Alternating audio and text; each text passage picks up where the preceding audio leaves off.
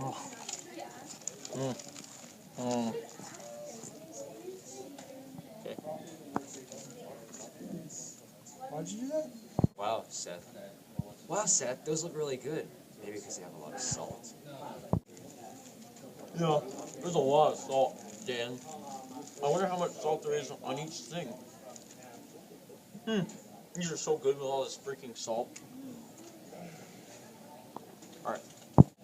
Well, Seth, I'm sure that everyone knows that about 70% of all Cheez-Its are salty. And in this bag, with my eyes, I can tell that about, 65% are salty. So maybe we can use sample proportion to figure out this answer. Sample proportions? Right, so the first thing you should know is, before anything, the basic thing is that everything has to start with standardized value. And we all know that standardized value is statistic minus parameter over the standard deviation of the statistic. And if you didn't know that, like I did, Don, now you know. Sweet. So now we move on to where this applies. It applies often in standard deviation. And the formula for this in sample proportion is the Sampling distribution. deviation is what's most important where it's applicable. For this, we can use the square root of p times 1 minus p all over n. Yay, it's pretty convenient. Now, if you didn't know, n is the number of trials, and p stands for, well, proportion in this case. This p without a hat means it's the mean proportion of the entire parameter. In other cases, we'll be seeing p hat, which is the mean in the statistic. Thank you. No way! So let's see how this applies also to our famous ICCI. I don't even know what these stand for, but for the second C, for sample proportion questions, we have the simple random sample, the normality, and the independence. Those are three things that need to be fulfilled before we can move on with our ICCI. So for simple random sample, obviously we can tell by the question, but for normality and independence, we can look back to the rule of thumbs of 1 and 2.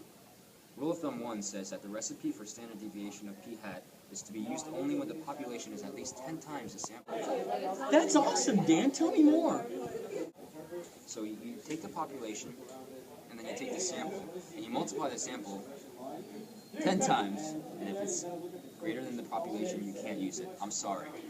And for the rule of thumb 2, if we have normal approximation to the sampling distribution of p hat values of n and p, then we should check that n times p is greater than 10, as well as n times 1 minus p is greater than 10. This way we know that they're approximately independent. I don't even know if that's a thing. Oh, I get it. That's so cool. I love statistics with Coach Kemp in 4th period. You know, p hat is the unbiased estimator of the p. Sampling distribution is equal to the population proportion. Wow, Dan. Thanks so much for telling me what sample proportions are. Now I'll always know how much salt is on my Cheez-Its.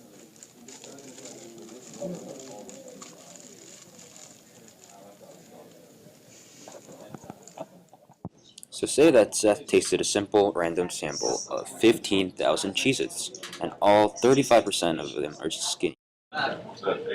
What is the probability that the random sample of 1,500 Cheez-Its will give a result within 2 percentage points of the true? Now using the standard deviation formula that we found, now we can plug in the values of p, the proportion, and n, the number of samples we have, to find out the standard deviation of the sample.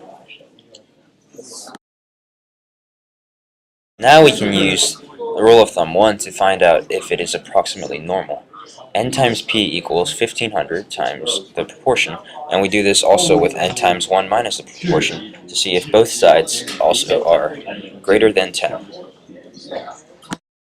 Now we can use the rule of thumb 2 to prove its independence. We see if sampled times 10 is less than population, and we see that 15,000 times 10 is obviously less than all the Cheez-Its in the world. Now we can standardize our data by using statistic minus parameter over standard deviation to find out that z equals negative 1.63 and z also equals 1.63. By this we find that the probability when p hat is less than 0.37 and greater than 0.33, the probability is 0.8968.